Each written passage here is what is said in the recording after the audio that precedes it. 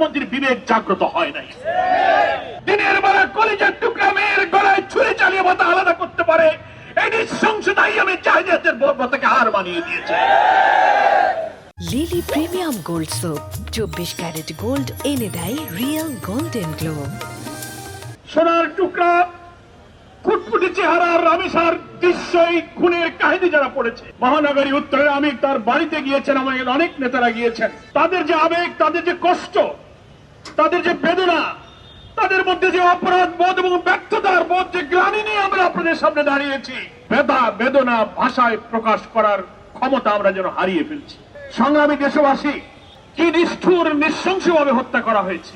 গণমাধ্যম কর্মীরা বলছেন মেয়েটি কেবল 1 থেকে ক্লাস 2-তে উঠেছে, 7 বছরের মতো বয়স হবে। মেয়ের বাবাকে দেখলাম কেঁদে কেঁদে বলছে, আমি 7টি বছর আমার বুকে নিয়ে তাকে ঘুমিয়েছি, কিভাবে আমার রাত কাটবে। কুপিয়ে কুপিয়ে তার দেহকে খন্ড খন্ড করা হয়েছে। ওইটুক শিশুর মাথা আলাদা করে তাকে বাথরুমের মধ্যে ফেলা হয়েছে। আজকে আমরা মানবতা, গোটা জাতি, গোটা দেশ আজকে আমরা লজ্জিত, ব্যথিত। আমরা শিশুর অফিসার, মা বাপ, এই দেশের সমস্ত মায়ের কাছে আমরা ক্ষমা প্রার্থী। মানবতা, আপনাদের কাছে আমরা আজকে লজ্জিত। আমরা যারা রাজনীতি করি, সমাজ দেশ সভ্যতার দায়িত্ব নিয়ে মানুষের কল্যাণের জন্য যারা রাজনীতি আর আদর্শের কথা বলি, তাদের সামনে এত অমানবিক, এত ঘৃণ্য, এত পৈশাচিক দৃশ্য, আমাদের বিবেক ক্ষতবিক্ষত হয়ে যাচ্ছে। হ্যাঁ, আমরা এটা স্বীকার করি।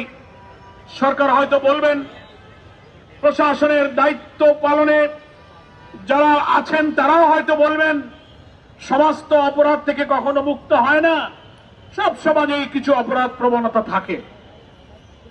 কিন্তু আমরা বলতে চাই, মানব সমাজ 100% অপরাধ মুক্ত হয় না, একথা ঠিক। অপরাধ প্রবণ মানুষের মধ্যে অপরাধী মানসিকতা থাকে। তাই বলে সেই অপরাধ এত নিষ্ঠুরতা, এত বর্বরতা, এত নৃশংসতা, দিনের বেলা কলিজার টুকরা মেয়ের গলায় ছুরি চালিয়ে মাথা আলাদা করতে পারে এই নৃশংসতাই আমি জাহিলিয়াতের বর্বরতাকে হার মানিয়ে দিয়েছে। দেশের মানুষ কাঁদছে, মায়েরা কাঁদছে, পিতা ক্ষোভে দুঃখে বলছে, আমি বিচার চাই না, বিচার হবে না, আপনারা বিচার করতে পারবেন না।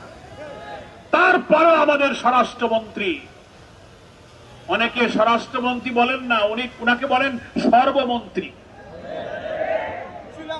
এত মানুষ কান্দে, এত মানুষের বিবেক জাগ্রত হয়, স্বরাষ্ট্রমন্ত্রীর বিবেক জাগ্রত হয় নাই।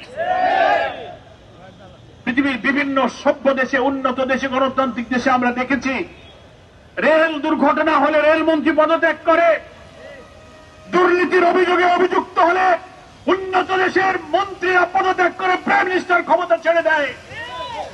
স্বরাষ্ট্রমন্ত্রী আপনার সন্তান,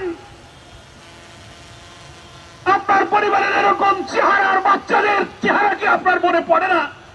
সকাল থেকে পর্যন্ত যা দেখলেন, আপনার বিবেক কি কাঁদেনি? আপনি কি মায়ের কাছে, বাপের কাছে গিয়ে ক্ষমা চাইতে পারেন না?